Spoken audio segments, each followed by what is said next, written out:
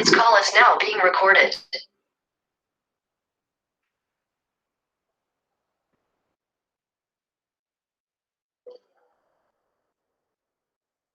So what is basically this resistive interference?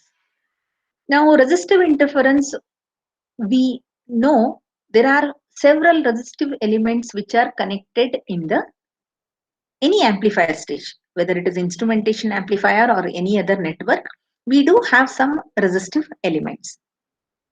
Now here we take an example where this is a simple amplifier which is in the feedback mode. Here from the source, some voltage through R1 resistance, that is the input resistance, is getting connected to the inverting terminal. And there is the signal Vi which is connected to the non-inverting terminal, which is available at the non-inverting terminal as Vp, that is positive, and Vn is the negative. So these two are the actual voltages which are present at the inverting and non-inverting terminals. Whatever may be the source voltage Vs connected here, so some amount is going to be dropped across R1, assuming that this Rs or the source resistance is 0.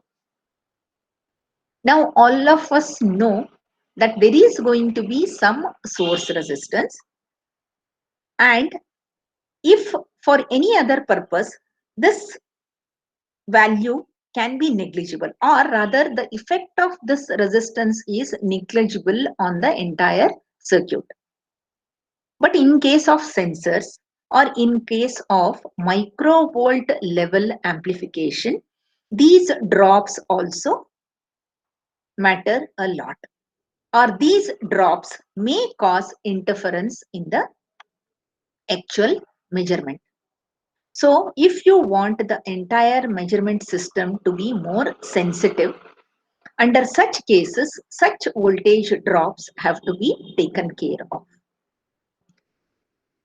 So to do that, what is done is, see here you can see with Vi, there is one more resistor.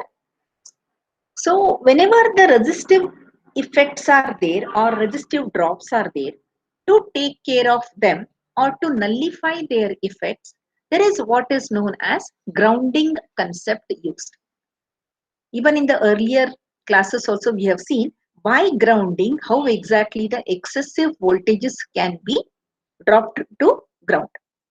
Excessive currents are made to flow to ground through some small resistance. If these voltages are properly adjusted by connecting zero resistance ground wires or proper adjusted potential value resistors, we can nullify the effects of these resistive elements, the source or the impedance elements, which are causing disturbances in the measurement of a specific parameter through a resistive sensor. We can improve the accuracy of measurement, or we can overcome the interference caused by these source resistances. So one method is grounding. So here you can see in this circuit, resistive interference due to drop in voltage produced by stray currents between two distant reference or ground points, or by return currents along a shared impedance. So just see here, there is one source which is grounded here. There is another ground connection. Now between the two, there is some resistance. Now what exactly is the meaning of this is, between the two grounds, actually ideally the two grounds should be at the same potential. There should not be any difference in the potential. But if there is any potential difference due to such resistive elements, if there are some resistive elements, stray currents or the excessive currents, they may flow in this path. Instead of flowing in this completely to ground, if the resistor is small, as the current flows in the least resistance path, if the resistance of this path is also lesser only compared to this ground point. Then some stray currents flow to this. As a result, they cause some drop in this. So across these resistors, some drop may be caused. So because of this, this point and this ground point, they are not at the same potential. As a result, whatever voltage is getting supplied or to this non-inverting terminal is not exactly with respect to the ground by which this is being measured. The Vn, whatever voltage is being measured, may not be with the same ground point with which Vp is being measured. So they have two different ground points. As a result, the difference in these two voltages may be due to this potential difference also. Because of this, our measurement goes wrong. Even in the instrumentation amplifier, the difference voltage what is being generated may not be completely due to the sensor. So these stray ground potential voltages may cause disturbance in the microvolt level measurements. All these things we have to take care because our measurements are microvolt level. So here, because of the difference in the two grounds, you are getting some difference voltage here, and that eventually gets amplified. So this is one of the reasons why your measurements may go wrong because of the resistive interference. Now to take care of this, what is to be done? So reduction of resistive interference by applying a differential amplifier. Now how these differential amplifiers help? See, in the previous, that is 3 op-amp instrumentation amplifier case, we have seen there is in the last stage a reference voltage which is being used for producing the differential potential. Here also the same thing is applied. Here, instead of connecting directly to this to ground, what is done is here there is a common ground which is maintained as a reference. With respect to this is a common point where all the other grounds are connected. So all of them by like this, they are maintained. But even though these voltages are there, they are suppressed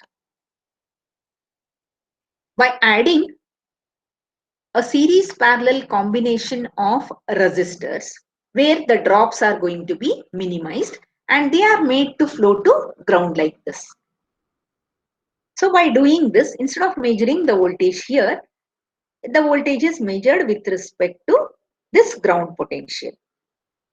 So that whatever measurement in this stage, that is the final amplifier stage is happening, that is with respect to this ground.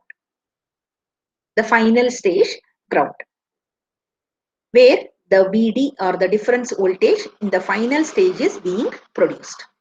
By doing this, we can minimize the difference voltage which are being added due to the difference in the ground potential. Now, I would like to take you to this.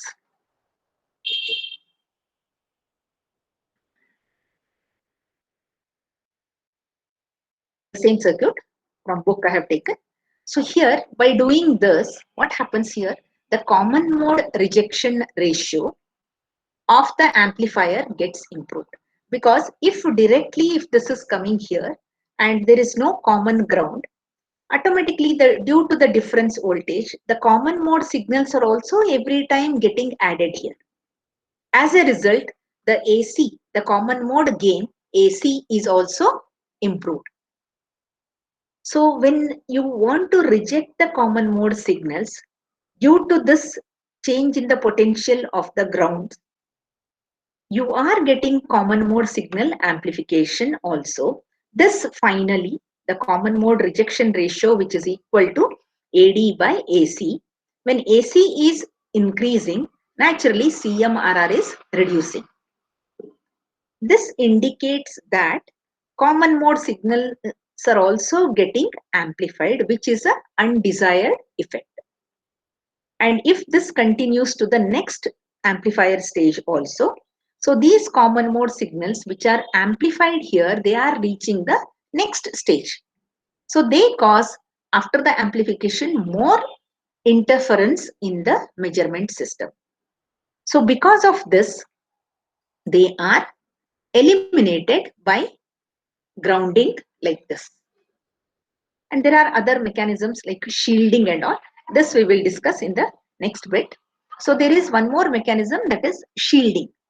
Not only grounding, that is shielding. Individual resistors are shielded. By doing that also you can minimize the effect. The voltages which are produced, they can be grounded actually through the shield.